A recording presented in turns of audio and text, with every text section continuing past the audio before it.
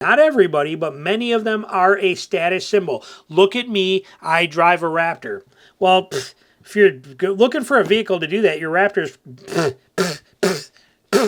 kind of like that.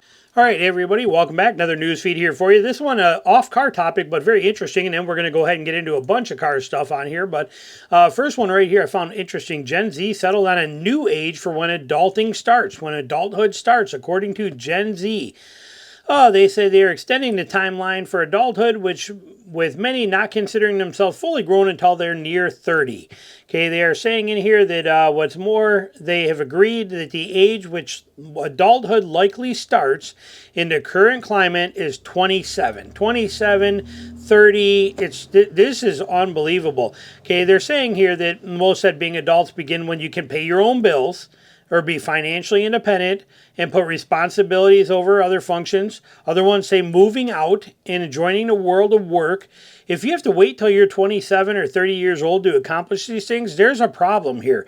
I'm going to keep my opinions out of this and not get too involved, but I'm just going to put it here that it says it's very interesting. It says, on average, Americans hope to be financially stable by the age of 46.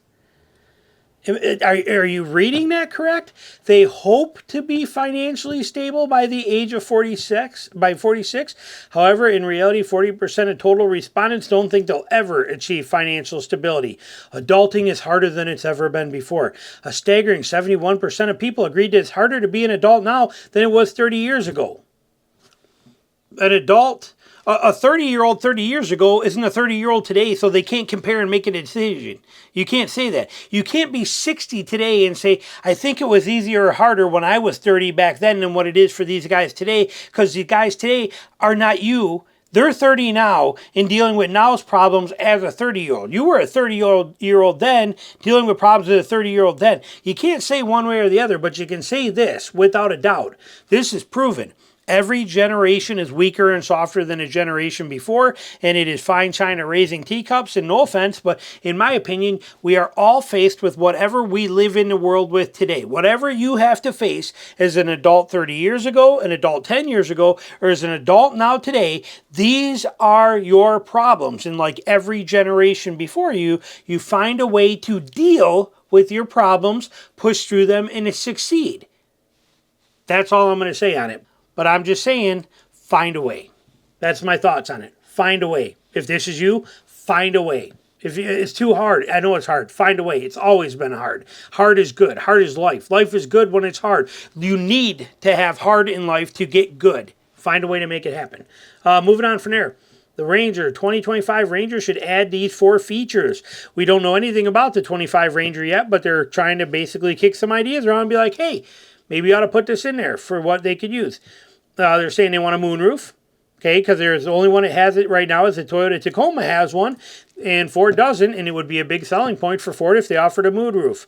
Ventilated seats, the Tacoma and the Colorado both have them, and they also have, the Colorado also has rear air ducts. Down here in the South, very important to have HVAC ducts in the back end for your kids and pets and everything back there. The Ranger doesn't have it, Tacoma doesn't have it, but that would be a nice thing they're saying in there too to have in there. And where's the other one? They want 5G capability. Put that on your wish list for that so they can have better Wi-Fi hotspots and better over-the-air updates.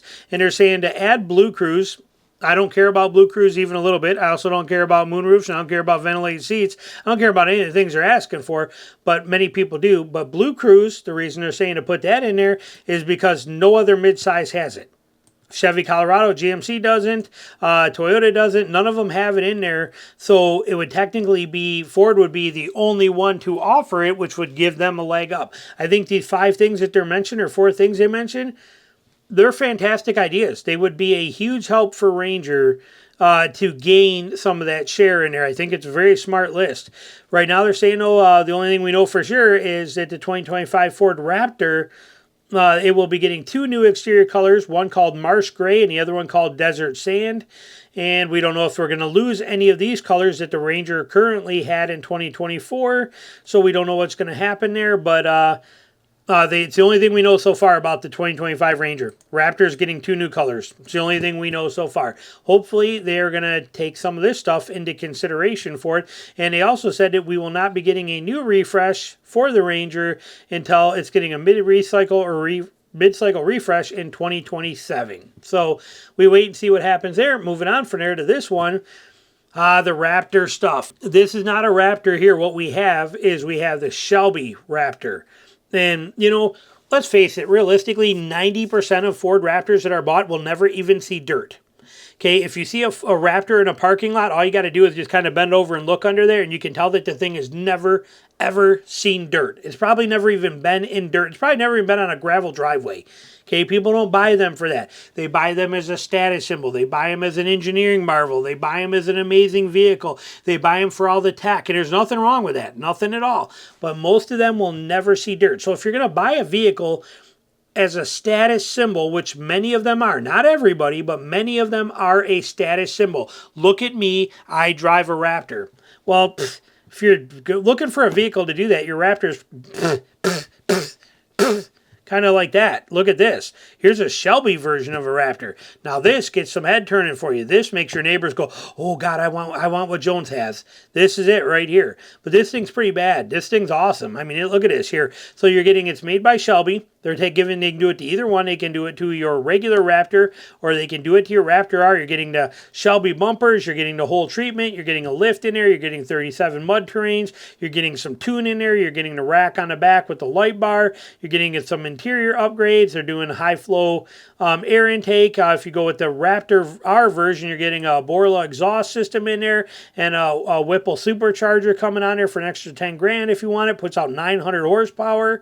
This thing's going to be pretty sweet. There's no doubt about it. They give us some pictures in here where you can see some of the stuff. I mean, we are talking detail and quality. I mean, take a look at this bad boy. This is it right here. This is serious. It's a serious truck, whether it goes off-road or not. This is one heck of a serious truck. And, you know, like I said, it'll give you the truck that nobody else has.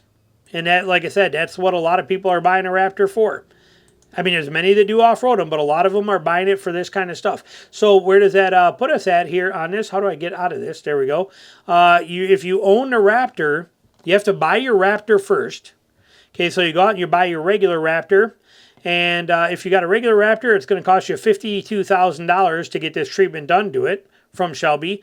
And if you have the Raptor R, it's going to cost you 55 grand to have this treatment done to it.